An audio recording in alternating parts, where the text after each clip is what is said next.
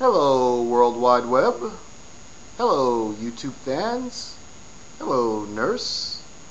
This is Locke back at you again with some more advice, and this time it's about this wonderful species right here, the Colombian red-tailed boa. I am an official boa lover, and this is my boa. His name is Bo. Bo, say hello to the World Wide Web. Say hello to the nurse. Okay, now nurse, calm down. You know the symbol of the medicinal symbol, the caudicus. It has two snakes intertwining a bird, a staff, and with the bird on the top. First, do no harm. Okay, and all of you know the famous flag, don't tread on me. But all that aside, and all joking aside, the snake has gotten a pretty bad rap over the last couple of centuries. No thanks to the Judeo and Christian religions. But that notwithstanding, I find the boa to be a very wonderful and noble species. This is the second boa that I've owned in my life, and I really will feel hopeful and blessed that this will be the last boa that I own in my life, because he is wonderful, and I made some mistakes with my first two boas and as an owner, and I have learned and I have grown from that. So it is my hope to make the boa the third most popular pet to own here in these blessed United States. Why is that, you say?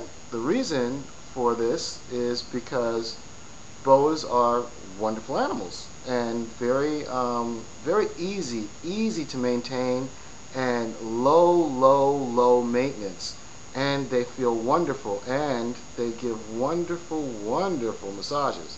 And you're like, oh yeah, I bet I'd love to get massaged by an 8-foot boa. Well, that's another thing about the boa, and most snakes in general. You control their size by how often you feed them. So therefore, if I was to feed a beautiful specimen such as Bo every week, he would eat every week, and he would grow to be rather huge. Isn't that right, Bo? Yes. Yes, that's right. Okay. But if I feed Bo once a month, and a nice sized mouse once a month, his growth is going to be somewhat stunted. It's going to be a lot less, and you're going to end up with a wonderful, manageable boa. And what I'm going to be doing is I'm going to be doing several installments on Bo and Bo's progress, so that you'll be able to see for yourself how well Bo does and how well Bo is doing. Now, I mentioned before I had some other boas, and I'm going to go into that in a second. But first, I want to go into the highlights of why I think boas are the perfect pet, especially if you get them around 8 months. This boa's about 8 months, anywhere between 8 months to a year, because then they are in their very early stages, their early adolescence, early childhood stage. So it's much easier to train them and get them used to being touched and being loved. A boa, as opposed to your dog or a cat, has a 30-year lifespan. So you can look forward to your boa being around and being in your life for a very long time. And indeed, you should count on that. And that's a wonderful thing. Another thing about boas that I absolutely love and I absolutely adore is that they are so low maintenance. They are communal, because boas are communal. Communal in the way that they are not as territorial as other reptiles are.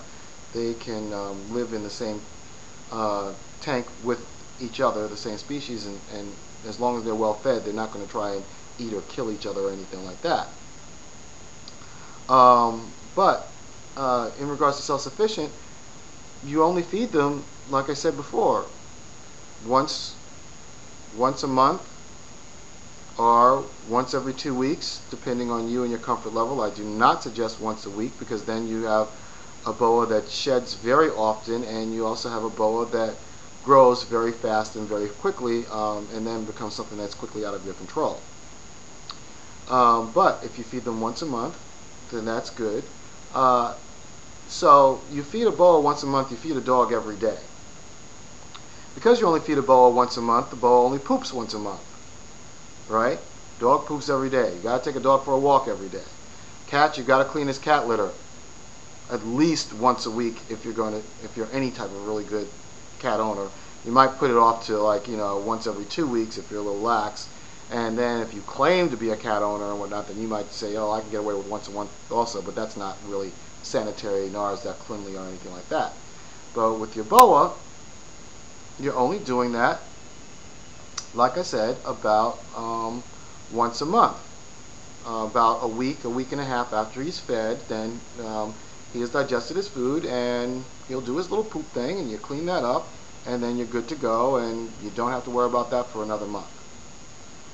So these are things that I like about boas. Another thing is you leave them in their cage with water, and you're fine for 1 week, 2 weeks. They do shed, so there's definitely a need when they do go through their shedding process to leave them alone and not bother them. Once they get it off the top of their head, once they get the skin that they're shedding off of the top of their head and they can see again, then they're okay. But you still don't want to bother them until they've gotten all the skin off of them. But these lovely animals make wonderful familiars because they do get to know you. They all have their own personalities. It's different from getting to know a cat or a dog. You have to be a little bit more patient, but they'll be more than happy to go around your neck, and if you have a little necklace or something, then you just take their tail and you put it under that so they have something to hold on to, because their tail's like their finger, and that's how they feel and know that they can be comfortable, and then they will be more than happy to get to know you a little bit. Bo just did something that he doesn't usually do, but okay, Bo. Anyway, now a boa like this obviously is not going to be a threat in regards to choking or anything like that. Not even a child is he going to be a threat in regards to choking or anything like that. But what they do is give a really nice neck massage, because boas are heat sensitive. Now that goes back to what I wanted to say originally about boas and my first boa. They're listed as cold-blooded species. They are not a cold-blooded species. This is a terrible, terrible misnomer. It gives you the impression that they have cold blood. They are not. They just do not generate heat, so they are heat sensitive. You do not want to expose them to too little heat, nor do you want to expose them to too much heat. Too much heat can kill them. Too little heat can also kill them. They cannot deal with freezing cold temperatures the way that we do, nor can they deal with extremely hot temperatures the way that we do.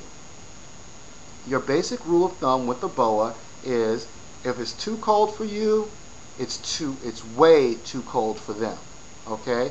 If it's uncomfortably cold for you, it is too cold for them.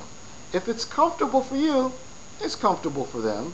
If it's too hot for you, it may be too hot for them, but as long as they're around you and around your neck, you want to keep them close to your body, then that'll regulate their body heat and their body temperature. But basically, if you're in an environment like I am in Las Vegas and the temperature gets over 90 degrees, then you want to be careful about how you're keeping your boa and making sure that you're keeping them cool, because they can overheat. You definitely do not want to leave them in a car. Cold-blooded makes you think that you can leave them in a car or something like that better than your dogs or your cats, and you can't do that. So this is my take on boas, and I'm hoping that I didn't go over my time limit, so I'm going to end this right now. Let's lock out, and Bo, say bye. Bo's off doing something else right now. They make wonderful, wonderful living jewelry. People are astounded when you walk by and they think that you have a dead rubber snake and then it moves and things like that.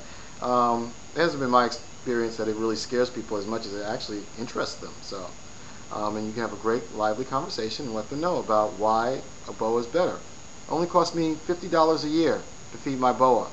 How much a year does it cost you to feed your dog or your cat? That's all I gotta say. Lock out.